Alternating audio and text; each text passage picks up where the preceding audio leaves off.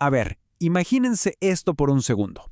Un imperio inmenso, en la cúspide de su poder. Ciudades, ejércitos, lo tenían todo. Pero ya sabemos cómo va la historia, ¿no? Todo lo que sube tiene que bajar.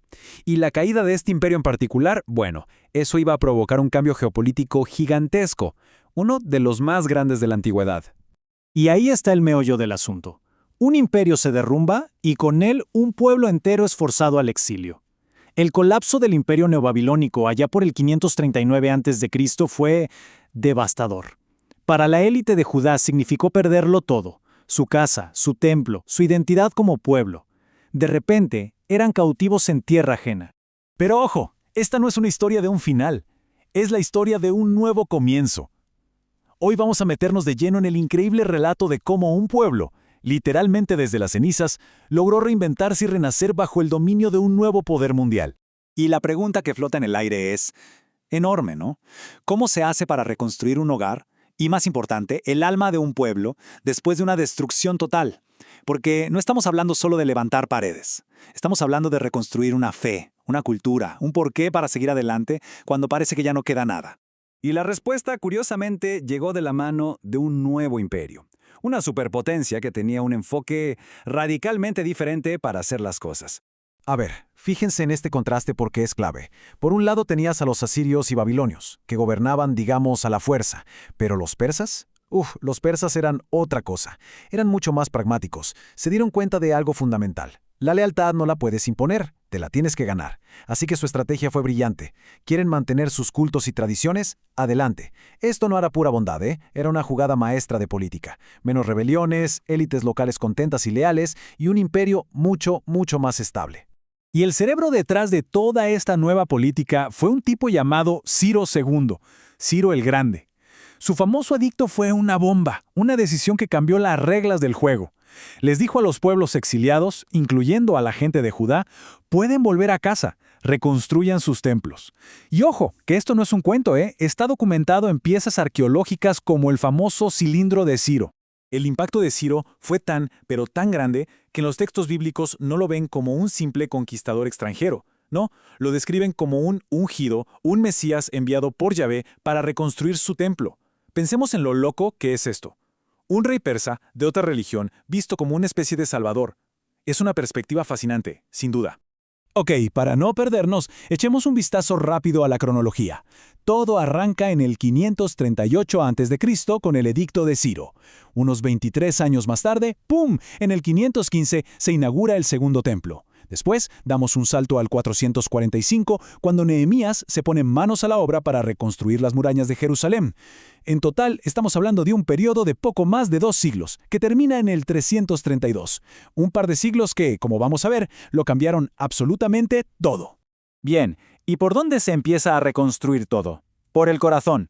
Lo primero era el templo de Jerusalén, el centro espiritual de la comunidad. Este sería el llamado segundo templo, claro, porque el primero, el famoso templo de Salomón, había quedado hecho polvo por los babilonios. Así que la primera oleada de gente que regresó fue liderada por un tal Sesbazar. Los textos lo describen como un príncipe de Judá, o sea, probablemente alguien de la antigua familia real. Imaginen la escena. Ellos llevaban sobre sus hombros no solo sus pertenencias, sino la esperanza de todo un pueblo y la misión de poner la primera piedra del nuevo santuario. Y aquí llegamos a un momento clave, el año 515 a.C. Gracias al apoyo del siguiente rey persa, Darío I, que mantuvo la política de Ciro, el segundo templo por fin fue terminado y dedicado. Después de décadas de ser solo ruinas, el corazón religioso de Judá volvía a latir.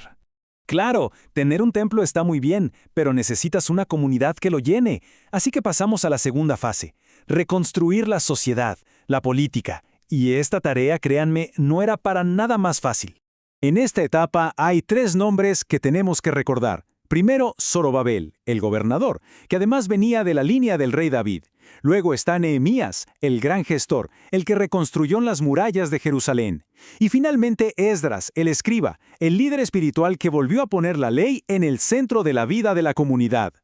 Y esto es súper interesante, porque nos muestra que la reconstrucción no era solo física, sino también moral.